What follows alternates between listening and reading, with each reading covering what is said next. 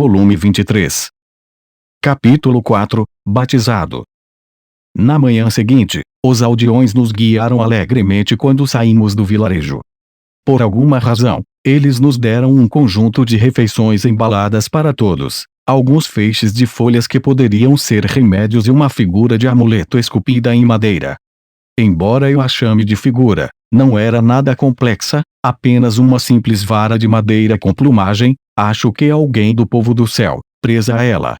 Talvez fosse o ídolo do Deus dessa terra, transmitido ao longo dos tempos. Como o Deus do céu. Embora pudesse ter sido criado com simplicidade, seu valor inestimável teria feito Zanoba chorar de alegria. Muito obrigado. Agradeci, embora minhas palavras não tenham sido compreendidas, minha gratidão pareceu ter sido. Eles responderam às minhas palavras de despedida dobrando as asas e cruzando os punhos na frente do peito. A colina Aluce era um lugar tranquilo. A brisa que soprava em sua suave inclinação era fria, mas o tempo estava claro e sua encosta estava decorada com um jardim de flores brancas. Sieg estava dormindo profundamente, graças a todos, e o restante de nós teve que lutar contra uma onda de sonolência. Fua. Oh, certo. O fato de todos nós ficarmos subitamente sonolentos, apesar de termos acabado de acordar de uma boa noite de sono, não poderia ser uma coincidência. Dei a todos uma fruta Kikara que eu havia preparado com antecedência. Dei outra olhada no jardim de flores brancas na encosta.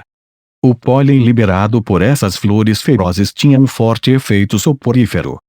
Ao apertar ainda mais os olhos, pude ver uma única criatura à espreita, camuflada contra o jardim.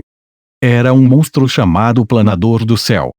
Ele se escondia entre as flores brancas que induziam ao sono e atacava qualquer um que caísse no sono depois de se aventurar muito perto. Era bem pequeno em comparação com outros monstros, com apenas 2 metros de comprimento.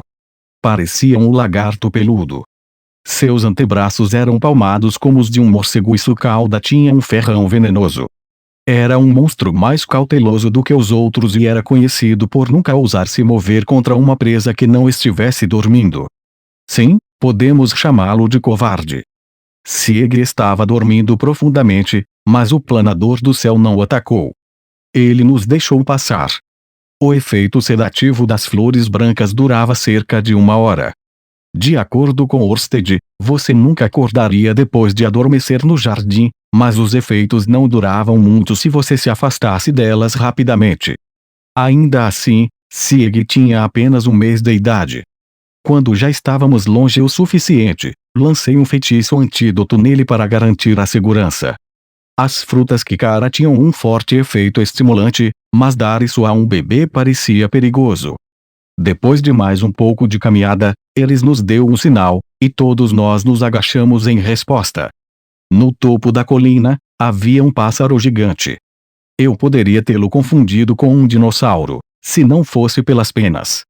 Ele devia ter cerca de 10 metros de altura. Enorme. Esse é um dos grandes. Acho que se chamava Mandíbula Gigantesca, se não me engano. Esse era o monstro mais forte dessa colina. Em termos de classificação, ele seria aproximadamente um A. Os residentes do continente divino temiam encontrar esse monstro. Se ele aparecesse perto de uma cidade, eles teriam que enviar todos os homens para se defenderem dele ou, no caso de uma vila menor, evacuar toda a população. Os viajantes recebiam até amuletos imbuídos com a única oração de não se deparar com essa coisa. Ah! Então é para isso que serve o amuleto. Oh, Rude, veja. Por sugestão de Siofir, olhei para além do monstro e vi o que parecia ser um santuário de pedra. Nosso destino, presume. O que devemos fazer? Lutar contra isso? Boa pergunta. Por enquanto, o monstro não tinha nos visto, portanto, passar sorrateiramente ainda era uma opção, mas eu tinha um palpite de que esse era o território dele, já que não mostrava sinais de ir embora.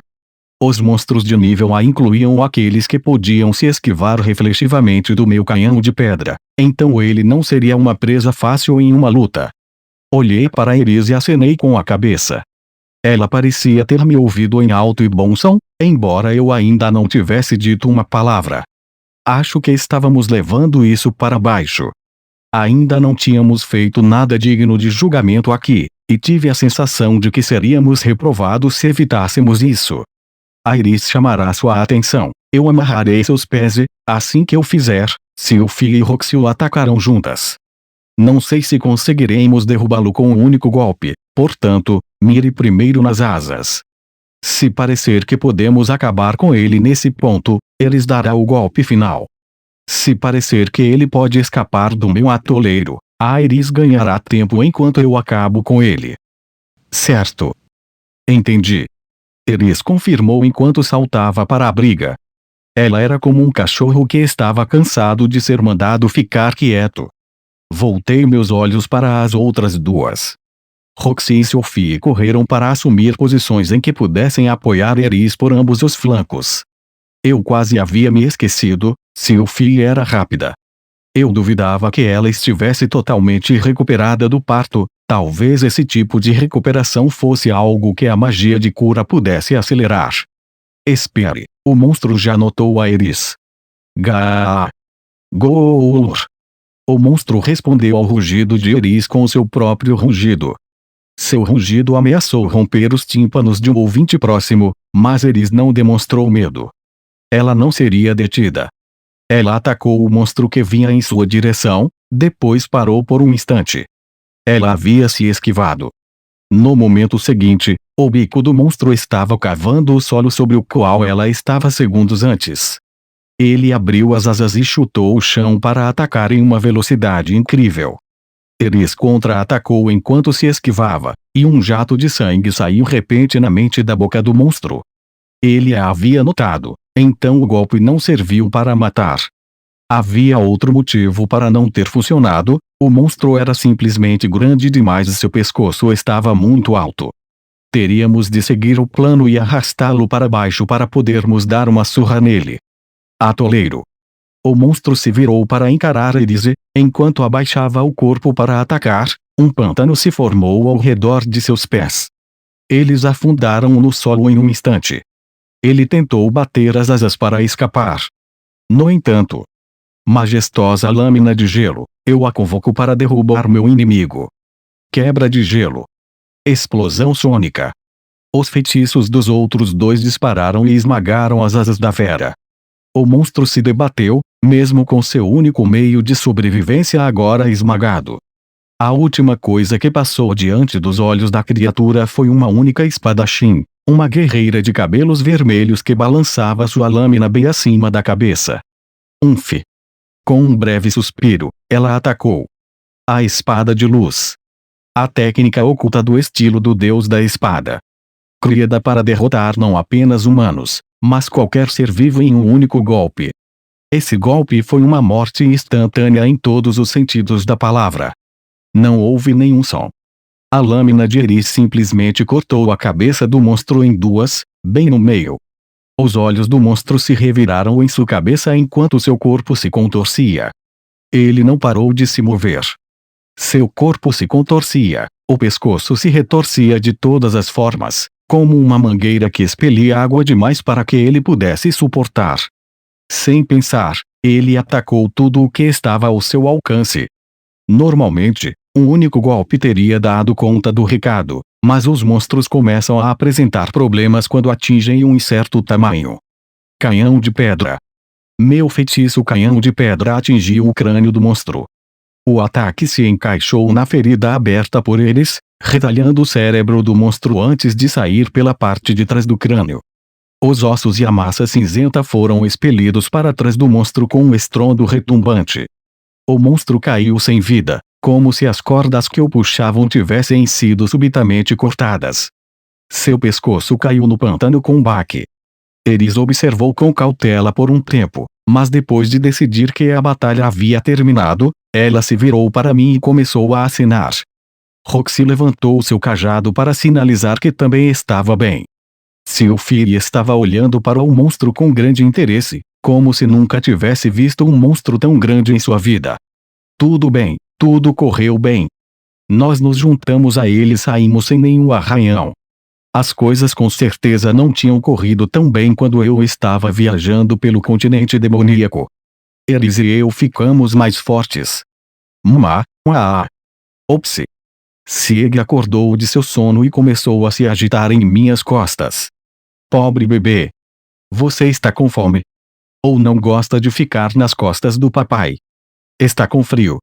Se estiver, desculpe. Logo estaremos de volta em casa sãos e salvos. Oh! Nesse momento, eu percebi que a expressão em meu rosto havia mudado radicalmente. Minhas esposas também perceberam quando se aproximaram de mim. Cerrei os dentes enquanto perdia o fôlego de horror, meu olhar fixo no monstro derrotado. Ele estava deitado no pântano, sem vida. Oh! Sylvie percebeu isso. O problema não era o monstro. Era algo a meus pés.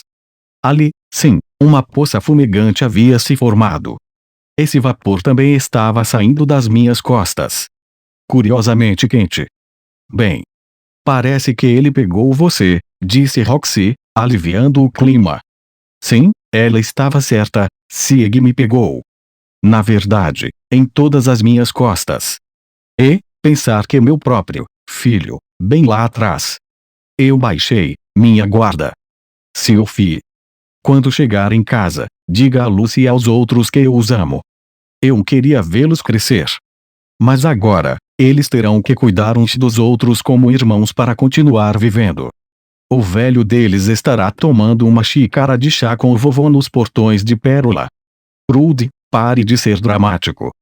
Deixe Sieg descer e tire sua túnica e sua armadura mágica.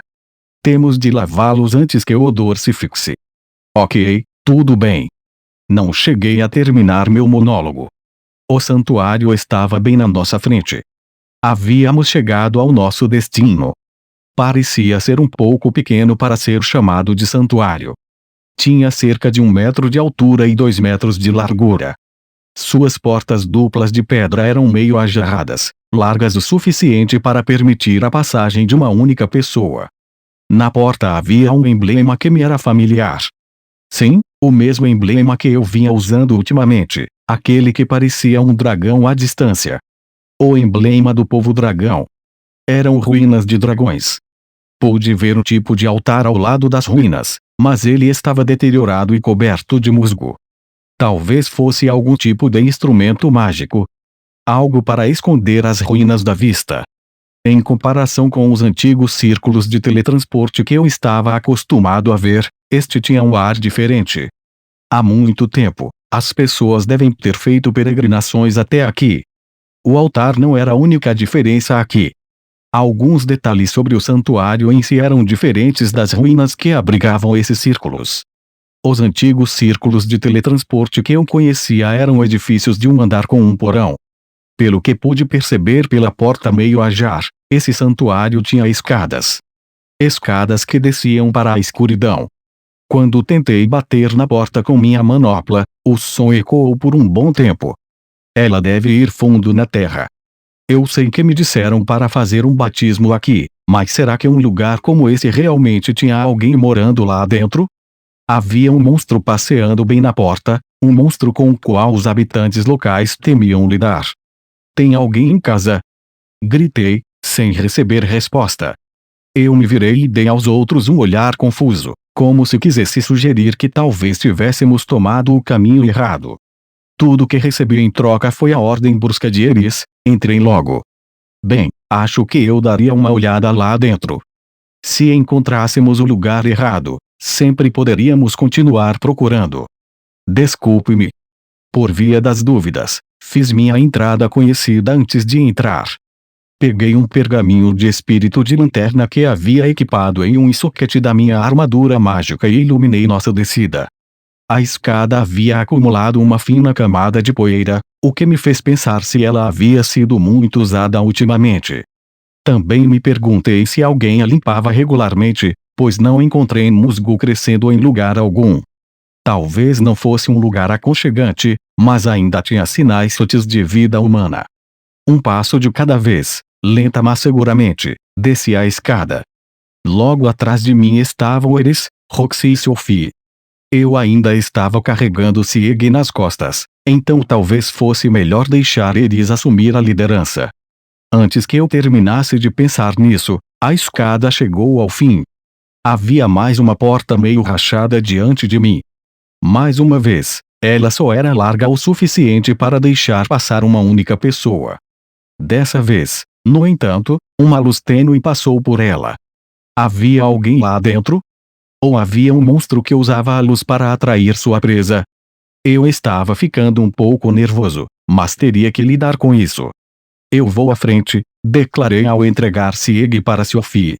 Eu vou com você, disse Eris. Acenei com a cabeça.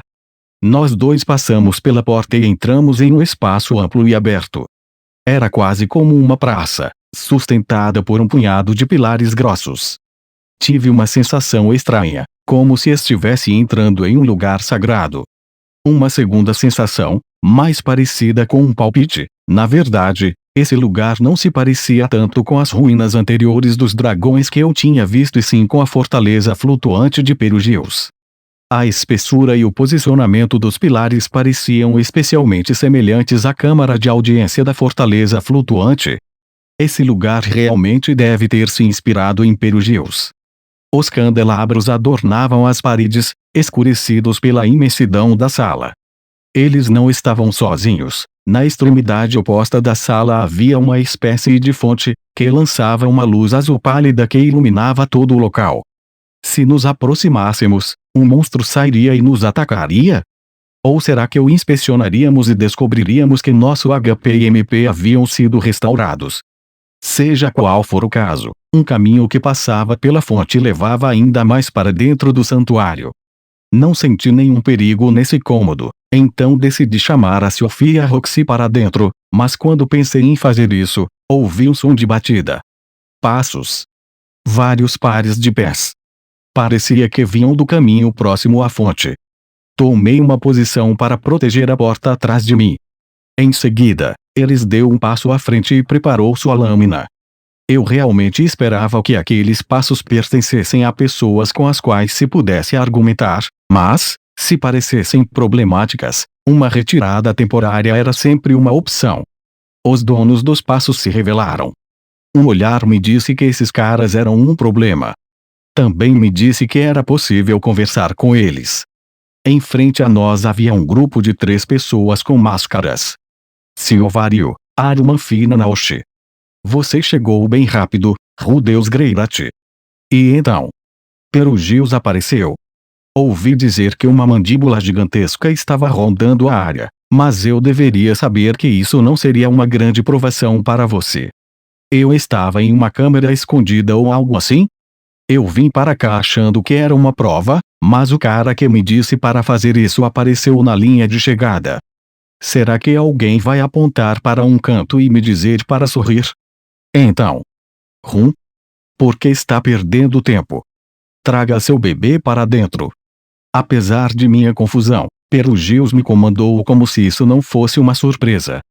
Ele ficou esperando ao lado da fonte. O que estava acontecendo? Por enquanto, pelo menos, não parecia que iríamos entrar em uma briga.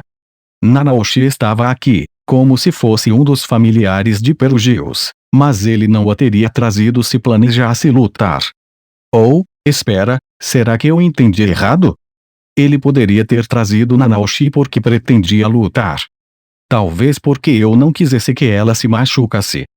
Não, isso seria ridículo. Esse era o grande Lorde Perugios. Ele não se rebaixaria a um truque tão covarde. Certo? Não é mesmo? Decidi que também poderia deixar Sophie e Roxy entrarem. No momento em que Roxy entrou, Perugios franziu a testa por um momento. Lorde Perugios, um demônio. O tom de Silvario era de desaprovação. Isso era algo que eu esperava que ela pudesse ignorar. Afinal, essa não era a fortaleza flutuante. Muito bem. Um monarca tão magnânimo. Um verdadeiro magno. De qualquer forma, a fonte parecia grande o suficiente para um adulto se banhar.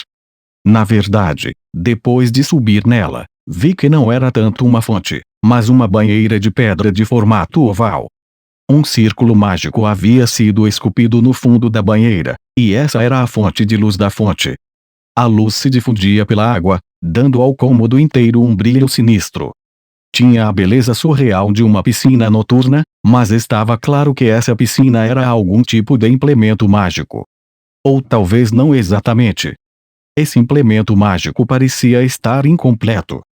Havia mais alguns círculos mágicos esculpidos em pedras dentro da banheira, mas eles não estavam iluminados. Havia também algumas reentrâncias ao redor da banheira que pareciam ter sido projetadas para conter algo, mas nada as ocupava. Provavelmente estavam faltando algumas peças. O que é isso? Esta é a fonte batismal, respondeu Silvario. Estou vendo a fonte para o batismo. Nesse momento, Silvario se aproximou de Sophie. O bebê, ordenou Silvario, oferecendo as duas mãos a Sophie. Um arrepio percorreu o corpo de Sophie. Ela olhou para trás e para frente, entre as mãos de Silvario e El. O que? O Sr. Perugius vai batizar meu filho pessoalmente? Perguntei meio brincando. Sim, ela respondeu. Isso é um problema. Ah, de jeito nenhum. Que se dane a ideia. Isso significa que Perugius nos fez vir até aqui, nos espancou e depois fez uma grande entrada, só para poder realizar um batismo. Bem, ele não tinha outro apoio aqui. Se Perugius quisesse fazer alguma coisa com Sieg, teria sido mais fácil se safar lá na fortaleza voadora. Não pensei que ele escolheria estrangulá-lo ou afogá-lo. Então, novamente, me enfrentar na fortaleza voadora teria quebrado alguns móveis. Então é possível que ele tenha me atraído para o continente divino para que pudéssemos metaforicamente levar isso para fora. Não. Perugius havia feito muito por mim até agora. Eu tinha que confiar nele aqui. Sophie. Eu lhe dei uma olhada. Sophie ofegou por um momento, mas logo respirou fundo e com determinação e entregou Sieg a Silvario. Silvario envolveu Sieg gentilmente em seus braços e asas, caminhou em direção a Perugius e se ajoelhou. Com reverência, ela ofereceu Sieg a Perugius. Perugius sentou-se no altar e olhou atentamente para o bebê diante dele. Cabelo verde, orelhas ligeiramente pontudas. Olhos como um flash de luz penetrante, mas ele parece gentil em geral. Um bom garoto.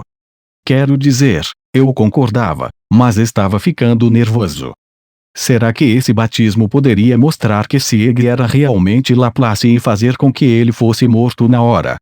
Não é que eu não confiasse nele, mas isso era assustador. Eu não suportava assistir. Tive que olhar para ele através do meu olho demoníaco da previsão. Na visão que meu olho demoníaco me mostrou, Perugius pegava um pouco de água com uma mão. Um segundo depois, isso aconteceu. Perugius levantou a água entre as mãos firmemente em concha.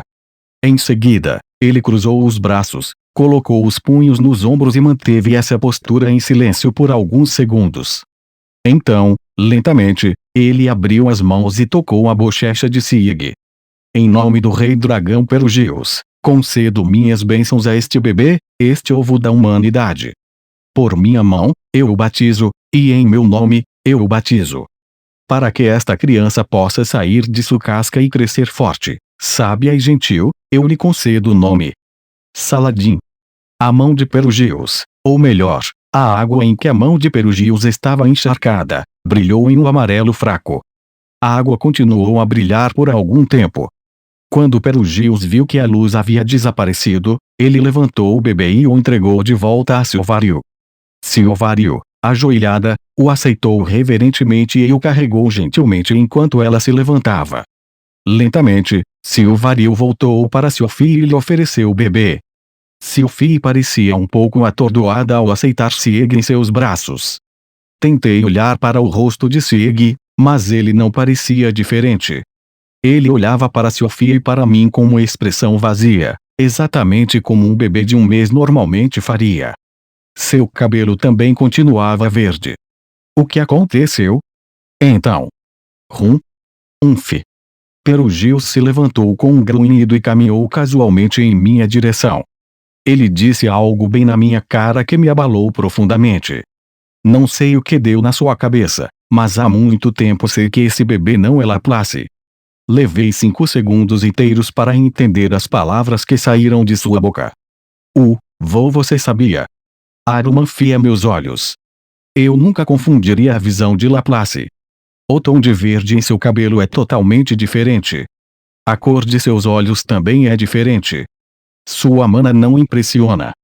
E ele não tem aquela maldição abominável, aquela que faz as pessoas tremerem do fundo do coração. Isso significa que Perugius sabia, desde o momento em que Sieg nasceu, que ele não era Laplace. Você pareceu dar muita atenção a isso, então eu o chamei para este santuário. Essa água é feita para mudar de cor se certas pessoas entrarem em contato com ela. Se essa pessoa fosse Laplace, ela teria brilhado em vermelho. Mas ela mudou para amarelo, certo?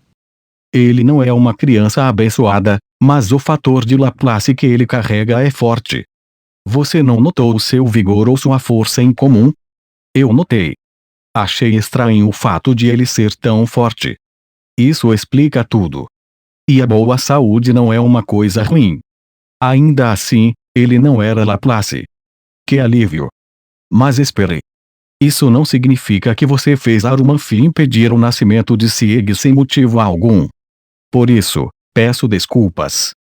Embora por coincidência, parece que eu o chamei em um momento ruim. Mas teria sido um excelente momento se seu filho fosse mesmo Laplace. Realmente gostaria que você tivesse mencionado isso antes. Sério, que diabos? Então, por que viemos até aqui? Para o batismo. Há muito tempo, o Reino Azura tinha uma tradição na qual a pessoa encarregada de dar o nome a uma criança a batizava na terra de seu nascimento. Além disso, os pais viajavam com o recém-nascido para essa terra, embora essa tradição já esteja esquecida há muito tempo. Concedendo o nome deles. Não me olhe com essa cara de espanto. Você me prometeu uma vez, não foi? Que traria seu filho para que eu o nomeasse. A partir de agora, você pode chamar essa criança de Saladin. Eu fiz isso? Na verdade, espere, tenho a sensação de que talvez sim. Quando ele me disse para trazê-lo, acho que alguém de fato disse algo nesse sentido, alguém. Eu, talvez. Mas eu quis dizer isso como uma piada. Mas, essa criança. Não precisa me agradecer, declarou Perugius ao se levantar. É apenas um pequeno presente que eu lhe concedo. Mas esse garoto já tinha um nome perfeitamente bom. Siegart. Eu estava perdido. Isso é que é uma oferta irrecusável. Bem. Siegart Saladin Greirat, então. Isso soou bem fácil. Também soava forte. O fato de saber que o nome veio do próprio Perugius deu a ele um toque especial. Sim, nada mal. Tão não ruim quanto pode ser. Foi assim que me senti em relação a ele. Sieg ganhou um novo nome, e nossa jornada de batismo chegou ao fim. Bem, não exatamente. Retornamos à fortaleza flutuante por meio de magia de teletransporte. Quando sentimos que finalmente poderíamos relaxar e ir para casa, Perugius nos ordenou que fôssemos à sala do trono uma última vez. A Roxy não tinha permissão por ser um demônio, por isso foi para casa mais cedo. Pensei em mandar Sophie para casa também, mas ela aparentemente tinha outras ideias, então ficou comigo. Eris ficou atrás de mim com os braços cruzados. Ela estaria lá, não importava o que acontecesse. Ficamos diante dos 12 espíritos e de Perugius. Acredito que já nos desviamos o suficiente. Vamos abordar a questão real, falou Perugius, sentado imperiosamente no trono da fortaleza flutuante. Um problema real. Tivemos um problema real. Estou entendendo. Perugius deve ter tido outros negócios além do meu filho. Acho que ele queria outra coisa. Rudeus Greirat. Ele me olhou com um olhar severo, completamente diferente do que havia mostrado antes. Qual era o problema? O que eu havia feito? Ouvi dizer que você formou uma aliança com Atolf. Isso. O Perugius não se dava muito bem com Atolf. Talvez eu devesse tê-lo avisado antes de perguntar a ela. Independentemente da próxima batalha com Laplace, por que você falaria com uma mulher como ela sem nem ao menos me consultar? Bem, você vê, mas isso eu vou deixar passar. Posso suportar a indignação à luz da determinação que você demonstrou anteriormente. São águas passadas. Afinal de contas, sempre tive a intenção de lutar contra Laplace sozinho. Então, estamos bem. Há mais uma questão. Perugil sinalizou algo com um movimento do queixo, e uma única garota deu um passo à frente. Era uma garota de aproximadamente 16 anos com uma máscara branca. Era uma garota que, com o passar do tempo, não envelhecia. Agora ela parecia mais jovem do que Sophie e eu. Nanaoshi Shizuka. A garota entre 12 vassalos deu um passo à frente e retirou sua máscara. Então, com uma expressão de conflito, disse: completei o círculo mágico para voltar para casa. Estou vendo. Finalmente, não é? A resposta veio de Orsted, atrás de mim, que parecia ter se materializado do nada. Nanaoshi olhou para Orsted enquanto fechava o punho em frente ao peito. Sim, Orsted. Depois de todo esse tempo. Embora possa não ser perfeito. Muito bem. Orsted falou calorosamente. Foram apenas algumas palavras curtas, mas a brevidade delas enfatizou o fato de que vinham claramente de seu coração. Sim. Sim. A voz de Nanaoshi vacilou. Seu rosto se contraiu para conter as lágrimas que estavam prestes a escorrer. Ela olhou para cima levemente para contê-las. Caramba, ela quase me fez chorar também. O círculo de teletransporte para casa. A coisa com que Nanaoshi sonhou durante todo esse tempo.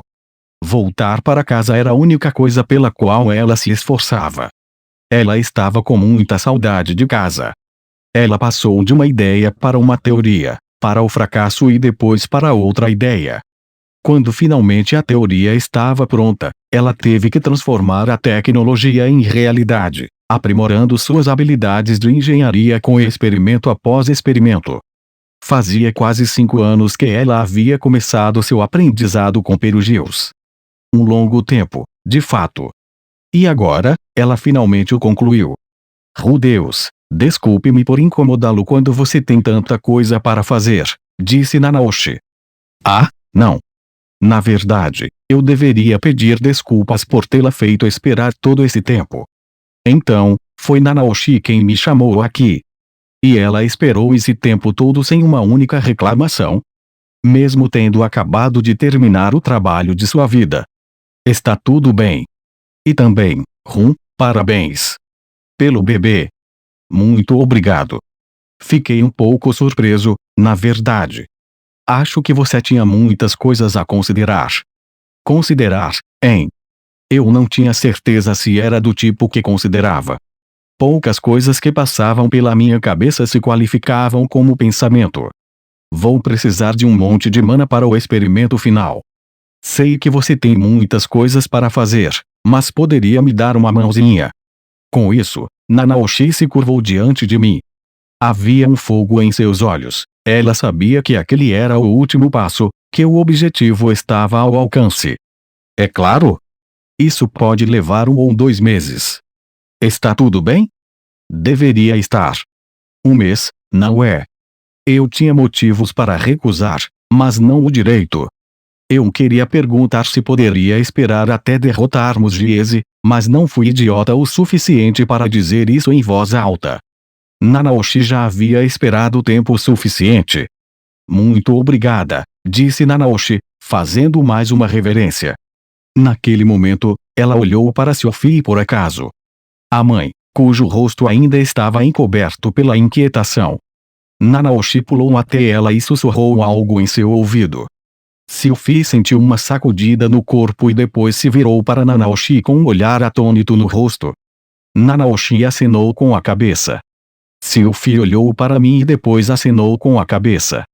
Tudo bem, então, vamos para o círculo de teletransporte. Eu não tinha ideia do que elas haviam discutido, mas Nanaoshi declarou que estávamos seguindo em frente. Ponto de vista de Sophie. Acho que fiquei presa em minha própria cabeça.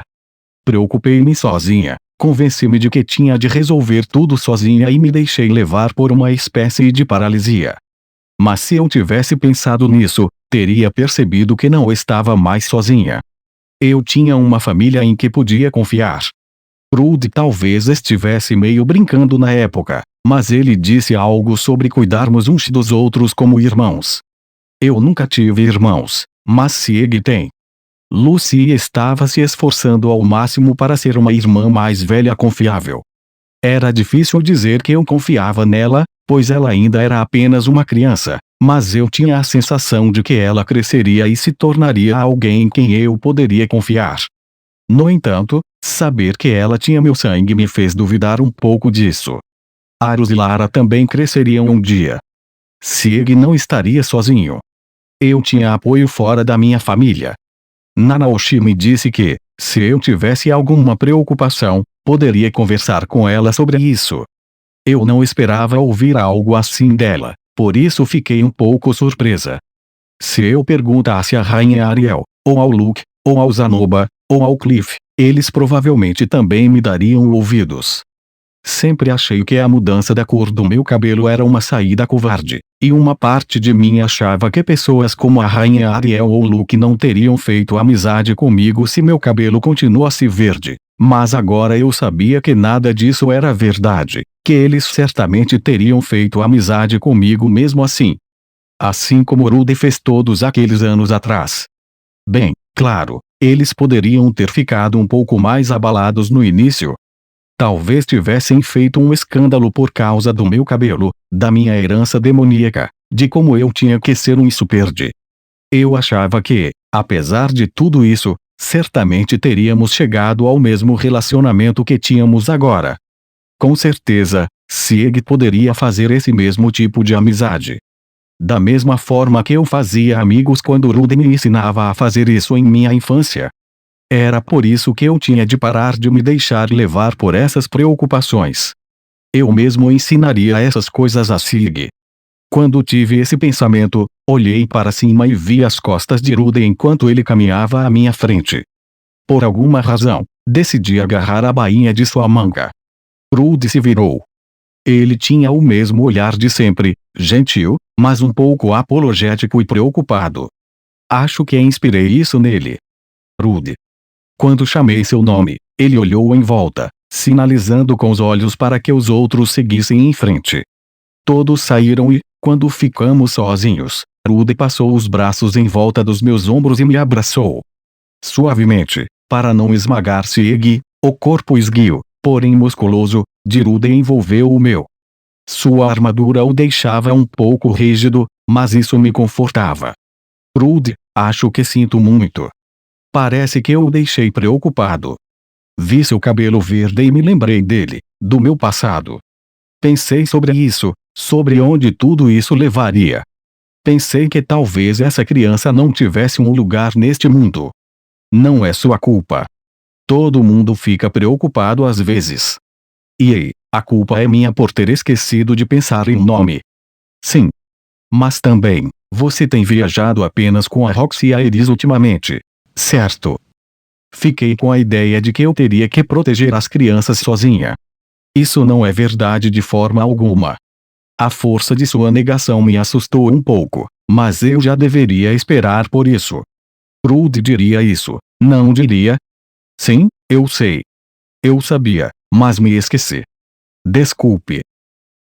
Não. Não precisa se desculpar. Tive um momento de fraqueza. Dei um tapinha na cabeça de Sieg. Ele já estava dormindo há algum tempo. Quando foi que ele cochilou? Essa jornada me fez pensar, Sieg não era tão frágil quanto eu pensava. Não em termos de seu poder ou de sua saúde. Mais especificamente, seu espírito era muito forte. Está tudo bem agora. Acho que olhar para você na viagem me confortou. Isso me fez lembrar que você realmente nos protegeria. Rudy deu uma risadinha. Seu rosto parecia duvidoso, como se não acreditasse que qualquer aspecto dele pudesse ser reconfortante. Mas Rudy encarou as coisas como elas eram. Quando Sieg nasceu com cabelo verde, ele não perdeu a calma nem nada. Ele até encarou o Lord Perugius com coragem. Eu tinha certeza de que ele teria feito o mesmo se qualquer outra criança enfrentasse o mesmo tipo de perigo. Bem, Sr. Fiat. Às vezes, Rudy me chamava pelo meu nome completo. Em geral, ele fazia isso por um de dois motivos: ou queria pedir algo impertinente, ou queria se desculpar. O que é, Rudeus? Sabe, você pode ficar brava comigo por eu ter esquecido de dar um nome ao bebê. Está bem? Mas eu não estava realmente brava. Se eu tivesse que dizer, eu estava mais desapontada e nervosa. Comecei a ficar nervosa ao responder. Quero dizer, quando soube que Rudy havia esquecido de pensar em um nome, tudo que pensei foi que meu filho poderia não ser amado por Rudy ou por qualquer outra pessoa no mundo. Quando expliquei isso ao Rudy, ele ficou branco como um lençol. Foi um choque enorme. Ah, mas é isso mesmo. Isso fazia sentido. Ficar desapontada sem ficar brava deve ter sido ainda mais difícil para ele. Ah, estou entendendo. Entendi, vou ficar com raiva da próxima vez. Não se esqueça de mim ou de nossos filhos nunca mais, idiota. Sim, senhora. Rudeus acenou com a cabeça. Ele parecia um pouco envergonhado. Rudy era tão fofo em momentos como esse. Ele também era assim quando tirou minhas roupas enquanto ainda pensava que eu era um menino. Oh, lembrar disso me fez sentir tão envergonhada. Eu sei, éramos crianças naquela época e já havíamos nos visto tantas vezes desde então, mas mesmo assim. Vamos embora. Você tem que ajudar a Nanaoshi, certo? Sim. A propósito, o que foi que ela lhe disse? Não foi nada demais. Apenas que ela me ouviria se eu precisasse conversar. As pessoas dizem isso umas às outras o tempo todo. É um segredo. Eu a guardaria bem perto do meu coração. Fiquei feliz por Nanaoshi ter escolhido meu ouvido para sussurrar, e não o de Rudy. Eu sorri. Quando o fiz, Rudy sorriu de volta. Oi, Rudy, eu disse, sem conseguir conter minha alegria. Eu estava meio fora de mim nessa viagem e deixei todo mundo preocupado. Quando as crianças estiverem crescidas e quando as coisas se acalmarem para você. Bem, isso é daqui a muito tempo. Mas quando isso acontecer, vamos fazer outra viagem juntos. Sim, respondeu Rudy com um aceno firme de cabeça. Ficamos juntos por um tempo, apenas olhando nos olhos um do outro. Fechei os olhos por capricho e Rudy aproveitou a oportunidade para me dar um beijo carinhoso. Quando os abri novamente, me senti tão envergonhada, mas também tão feliz, que meus lábios se curvaram em um sorriso involuntário. Vamos embora. Claro! Acenei com a cabeça e fui correndo para alcançar os outros. Bem ao lado de Rudy.